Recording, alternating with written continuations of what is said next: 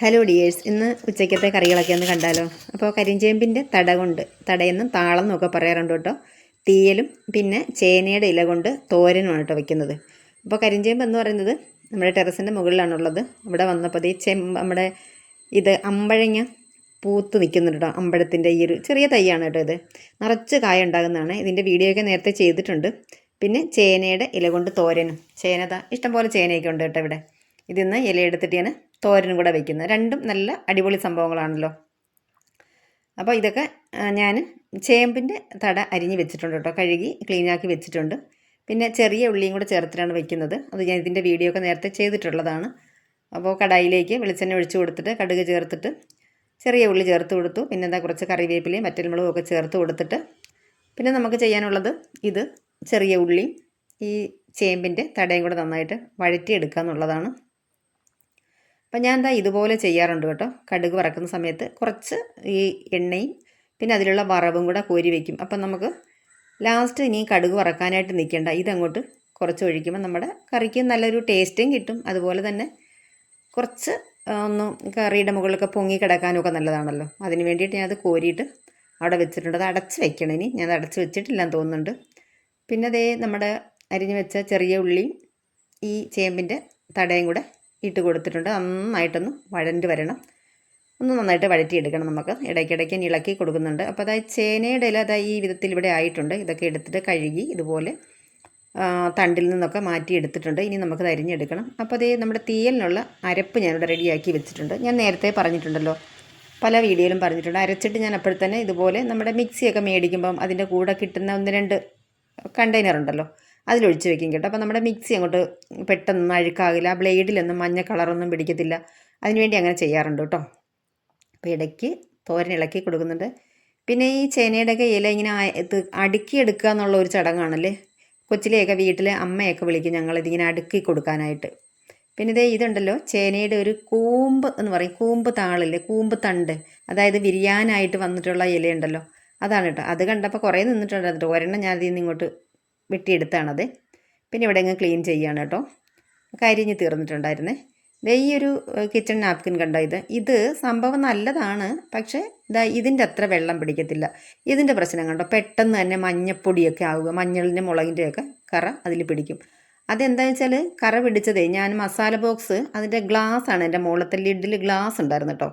അപ്പോൾ ഈ ഗ്ലാസ് ഇത് തുറന്നിരിക്കുകയാണെന്ന് വിചാരിച്ചിട്ട് മഞ്ഞൾപ്പൊടി അങ്ങോട്ട് ഇട്ടതാണ്. ഇതിൻ്റെ മുകളിലേക്ക് വീണു. അത് തുടച്ചെടുത്തത് ഈ തുണി കൊണ്ടാണ്. അത് അത്രയും മഞ്ഞൾപ്പൊടി അതിൽ പിടിച്ചത് കേട്ടോ.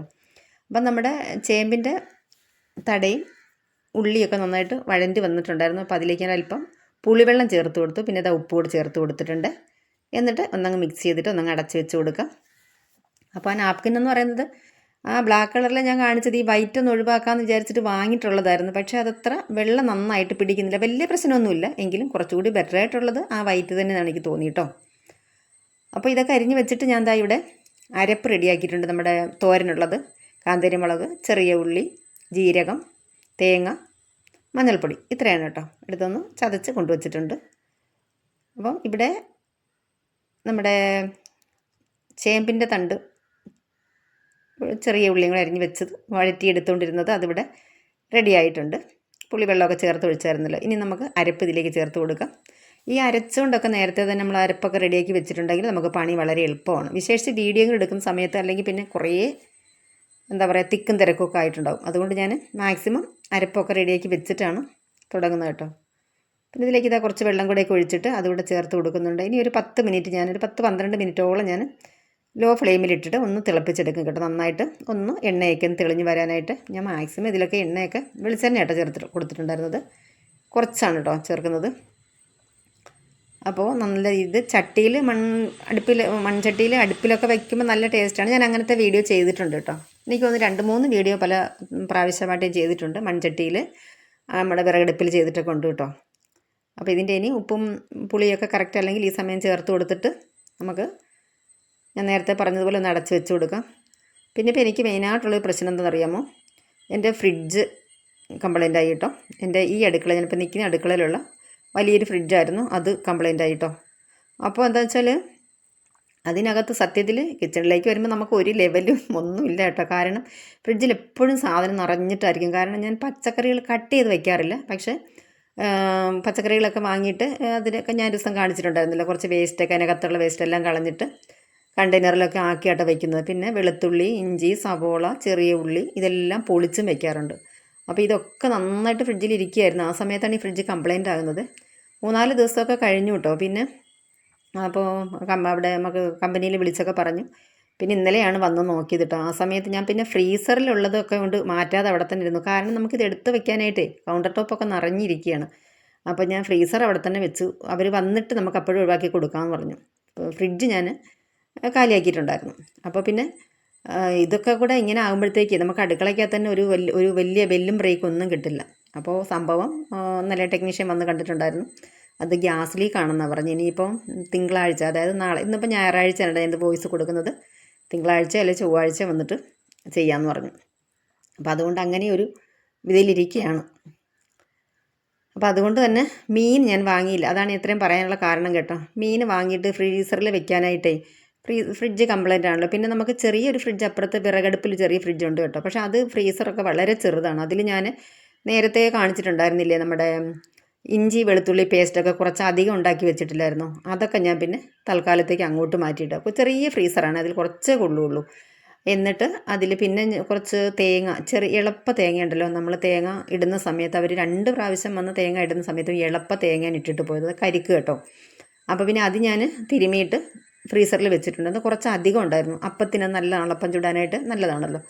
അപ്പോൾ അതും കുറച്ചുണ്ടായിരുന്നു. അപ്പോൾ അതും ഈ വെളുത്തുള്ളി ഇഞ്ചി പേസ്റ്റ് കൊണ്ടായപ്പോൾ തന്നെ നമ്മുടെ ഫ്രീസർ അവിടെ നിറഞ്ഞു കേട്ടോ. പിന്നെ കുറച്ചൊക്കെ സാധനങ്ങൾ പിന്നെ ഞാൻ ഈ ടിന്നുകളിലാക്കിയാണ് ഈ ഉള്ളി, തക്കാളി ഇതൊക്കെ വയ്ക്കുന്നത്. അപ്പോൾ അത് അല്പം വലിയ ടിന്നുകളാണ് കേട്ടോ. കണ്ടെയ്നർ കുറച്ച് വലുതാണ്. ഇതുകൂടെ വയ്ക്കുമ്പോൾ പിന്നെ ആ ഫ്രിഡ്ജിൽ നിറഞ്ഞു. അപ്പോൾ അതുകൊണ്ട് തന്നെ പിന്നെ മീനൊന്നും വാങ്ങി ഫ്രിഡ്ജിൽ വെച്ചില്ല കേട്ടോ. പിന്നെ ഇന്നത്തെ നമ്മുടെ കറികൾ ഞാൻ ഇതാണ് പറഞ്ഞത്. തീയലും തോരനും പിന്നെ ഒരു സലാഡുണ്ട്, പിന്നെ മുളക് കൊണ്ടാട്ടമുണ്ട്, അച്ചാറുണ്ട്, ഇത്രയൊക്കെയാണ് കേട്ടോ. അപ്പോൾ സംഭവങ്ങൾ ഇവിടെയൊക്കെ നമ്മൾ എത്തിയെങ്കിലും ഇപ്പോൾ അതാ തോരൻ റെഡിയായി.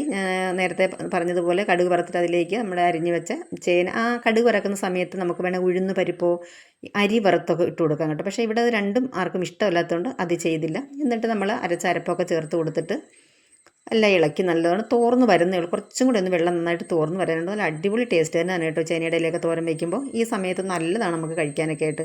പിന്നെ ഞാനിതാ ഒരല്പം കൊണ്ടാട്ടം കൂടി ഉണ്ടാക്കുന്നുണ്ട്. ഈ കൊണ്ടാട്ടം എന്ന് പറയുമ്പോൾ എനിക്ക് മാത്രമാണ് കേട്ടോ. ഇവിടെ ആർക്കും അത്ര അങ്ങോട്ട് ഓടൂല കേട്ടോ. അത് ഞാനും തന്നെ കൊളസ്ട്രോളൊക്കെ ചെറിയ രീതിയിലുള്ളത് കൊണ്ട് കുറച്ച് മാത്രം കഴിക്കാമെന്ന് വിചാരിച്ചു. അപ്പോൾ അതിവിടെ നടക്കുന്നുണ്ട്. ഇനി നമുക്ക് അച്ചാറുണ്ട്. അപ്പോൾ നമ്മുടെ വീഡിയോ എല്ലാവർക്കും ഇഷ്ടപ്പെടുമെന്ന് വിശ്വസിക്കുന്നതാണ് ഞാൻ. ഇഷ്ടപ്പെട്ടിട്ടുണ്ടെങ്കിൽ നമ്മുടെ ചാനൽ സബ്സ്ക്രൈബ് ചെയ്യാനായിട്ട് മറന്നു പോകരുത്.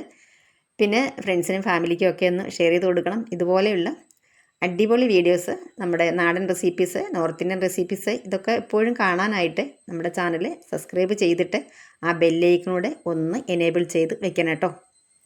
അപ്പോഴേ ഞാനിടുന്ന ഈ പറഞ്ഞതുപോലെയുള്ള വീഡിയോസൊക്കെ നിങ്ങളിലേക്ക് എത്തുകയുള്ളൂ കേട്ടോ. അപ്പോൾ ഞാനിതേണ്ട നമ്മുടെ തോരൻ നമ്മുടെ ഫൈനൽ സ്റ്റേജിലെത്തിയിട്ടുണ്ട്. നല്ല അടിപൊളി ടേസ്റ്റ് തന്നെയാണ്. ഉപ്പും ഒക്കെ ഞാൻ നോക്കി, എല്ലാം കറക്റ്റാണ്. ഇതിവിടെ ഒന്നും ഒരല്പം കൂടെ റെഡിയാകാനുണ്ട്. വെള്ളമൊക്കെ തോർന്നു, അതവിടെ തോരൻ റെഡി ആയിട്ടുണ്ട്. പിന്നെ ഞാൻ കുറച്ച് സലാഡുകൾ ഉണ്ടാക്കിയിട്ടുണ്ടായിരുന്നു കേട്ടോ. പിന്നെ ഇതാണ്ട് കൊണ്ടാട്ടം ഞാൻ പറഞ്ഞിട്ട് ഇത് 3 ഇടുമ്പോൾ നല്ലൊരു കോമ്പിനേഷനായിട്ട് എനിക്ക് തോന്നി കേട്ടോ. അതുപോലെ തന്നെ മാങ്ങ അച്ചാർ. അപ്പോൾ ഇത്രയാണ് നമ്മുടെ ഇന്നത്തെ ഉച്ചയൂണ് വിഭവം കേട്ടോ. ഒക്കെ നല്ല അടിപൊളിയായിരുന്നു. പിന്നെ മീനിൻ്റെ കാര്യം ഞാൻ പറഞ്ഞല്ലോ.